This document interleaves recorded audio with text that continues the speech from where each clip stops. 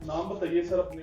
मेरा इलाके का नाम नाम जी भी बताइएगा। मेरा नाम जी जफर इकबाल वल्द अब्दुल हमीद आर्टिस्ट। इलाका कौन सा सर आपका? फैसलाबाद, मॉडल टाउन ए। अच्छा, आप मुझे ये बताएं आपका मसला क्या है, और आप पिछले कितने अरसे से आप इस मसाइल के, जो आपके साथ मसला चल रहा है उसके बारे में थोड़ा सा बताइएगा। सर ये है कि मैंने एक ज़मीन खरीदी सी उस ज़माने में 2003 में। तो मेरे पास रजिस्ट्री फर्दें सब कुछ हैं। और मैंने जब उधर वहाँ अपनी ज़मीन पे चार दीवारी करने की कोशिश की तो मुझे कुछ बाअसर लोगों ने रोक दिया और उन्होंने कहा कि ये कब्रिस्तान की जगह है। मैंने कहा कि ये कब्रिस्तान की जगह किधर से है, मेरे पास रजिस्ट्री फर्द सब कुछ है, तहसीलदार के साइन हुए हैं। तो उन्होंने मारना पीटना शुरू कर दिया। थाने गया, वहाँ पुलिस वाले भी उनके साथ मिल के, वो मिर्ज़ा बरादरान थे, कहते हैं वो कमेटी के आदमी हैं, उनके दादा नाना कहाँ कब्रे में दफनाएंगे। तो मैंने कहा इसमें मेरा कसूर तो नहीं, गवर्नमेंट से जाके पूछें कि कहाँ दफनाना है, ये तो मेरी रजिस्ट्री शुदा जगह है। लेकिन उन्होंने एक ना मानी और थप्पड़ मारे मुझे।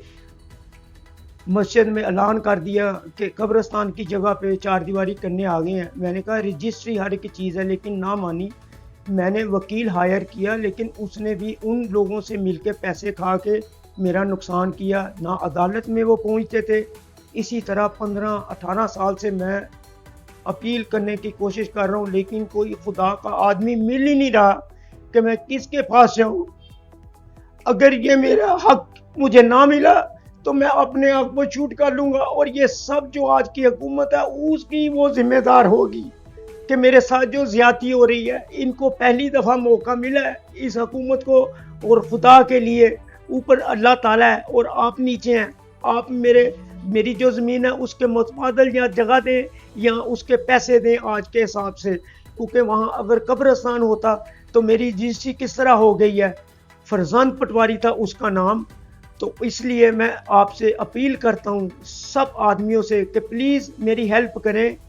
और जो वर्ल्ड न्यूज़ वाले हैं उनका मैं बहुत नहायत दिल से शुक्रिया अदा करता हूँ। मेरे साथ अगर उन्होंने सवाल जो आप करने हैं करें, लेकिन मेरे साथ जो धोखा हुआ है वो कौन जिम्मेदार है। अच्छा, मुझे ये बताएं, आप आपके इलाके में सबसे ज्यादा जो नुकसान जिसने पहुंचाया है, हाँ जी। वो इलाके का चेयरमैन है, नाज़िम है, कौन है जिसने ये सबसे ज्यादा नुकसान आपको पहुंचाया? ये जो आपकी जगह के ऊपर कब्रिस्तान बना दी है, ये इसमें मुलव्वस कौन है?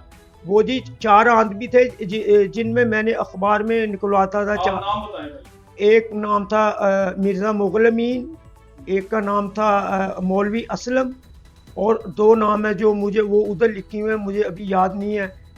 उन्होंने कहा कि ये हम कमेटी इधर की यहाँ कमेटी बनाई हुई है, इसलिए हमारे दादा परदादा यहाँ ही दफनाए जाएंगे, और इसलिए हमने ये आप चार दीवारी नहीं कर सकते। मेरी ईंटें उठा के ले जाते थे, मस्जिदों में ऐलान कर देते थे। अच्छा, ये बताएं मुझे कि ये जो जगह है, आप पटवार खाने नहीं, ये जो मुतलका जो महकमे हैं उधर जाके आपने अपनी दास्तान नहीं सुनाई?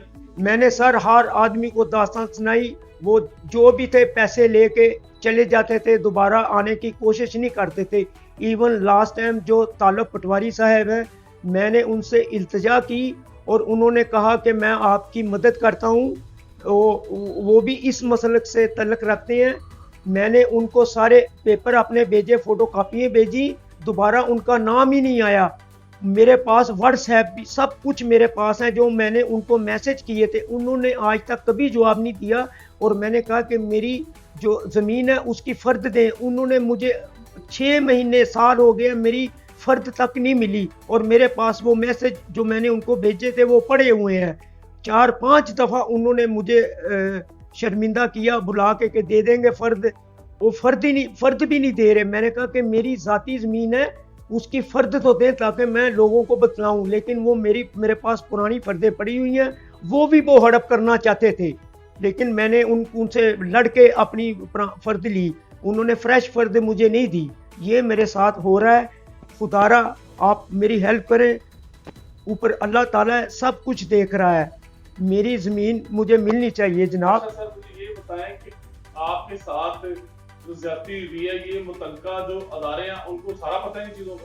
हाँ जी, मैंने ये अखबारों में भिजवाए थे लेटर, लेकिन सर किसी ने नहीं सुनी। आप अखबारों के ज़रिए देख सकते हैं कि मेरी ये किसी आदमी ने नहीं मेरी आवाज़ सुनी। इवन अखबारों में लिखा कि निगहबानपुरे में रजिस्ट्री शुदा पे कब्रिस्तान बनाना शुरू कर दिया। किसी आदमी के कान पर रूह तक नहीं झींगी। मैं क्या कर सकता हूँ? आप अपने इलाके के कोई एमपीए, एमएलए या मुतलका कोई ऑफिसर उधर आप गए हैं उनके पास अपनी जो दास्तान सुनाने, जो आपके साथ मसला हुआ है? सर वो यही कहते थे कि पैसे दो पैसे दो। मैंने कहा पैसे मैं कहाँ से दूं, ये मेरी अपनी जगह है। क्या यहाँ पाकिस्तान में ये है कि सच्चे आदमी को भी पैसे दे के अपनी सच्चाई बयान करनी पड़ती है और झूठों आदमियों के साथ हर कोई मिल जाता है?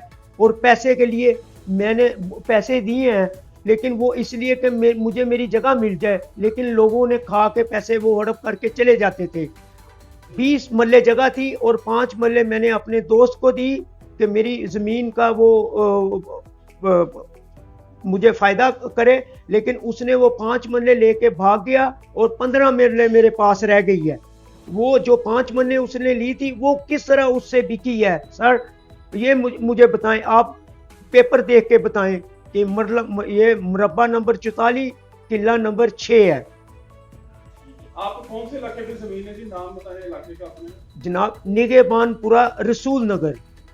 निगहबानपुरा रसूल नगर, फैसलाबाद? हाँ जी, फैसलाबाद। ठीक है। अच्छा सर, आप मुझे ये बताएं, आप आपका आगे क्या लाहे अमल है, आप क्या करना चाहेंगे? आप थोड़ा सा बताएं, जरा आवाम को बताएं जरा। सर मैं अब अवाम से अपील करता हूँ कि खुदा के लिए अगर आप मुसलमान हैं, इस्लामदार हैं, तो मेरी हेल्प करें। अगर आपने लोगों ने मेरी हेल्प ना की तो मैं अपने आप को मार दूंगा, खुदकुशी कर दूंगा। क्योंकि क्या इसी तरह दौर है?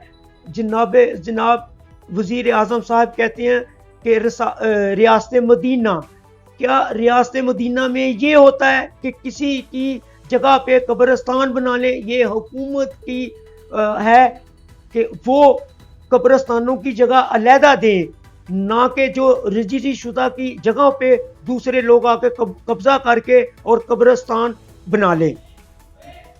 आप वज़ीर आला पंजाब को, आर्मी चीफ को, चीफ जस्टिस को कोई मैसेज देना चाहे तो हमारा प्लेटफॉर्म आप दें। हाँ जी, प्लीज़ मैं आप जो चीफ जस्टिस साहब हैं या जनाब आर्मी के जो बड़े अफसर हैं, मैं उनसे हाथ जोड़ के अपील करता हूँ कि खुदारा मेरी आवाज़ सुने और मुझे तहफ़्फ़ुज़ दें और मेरी जगह मुझे वापस दिलाएं या उसके मुतबादल मुझे वो जगह दिलवाएं। 15 मरले रह गई है। Thank you very much sir, thank you. शुक्रिया।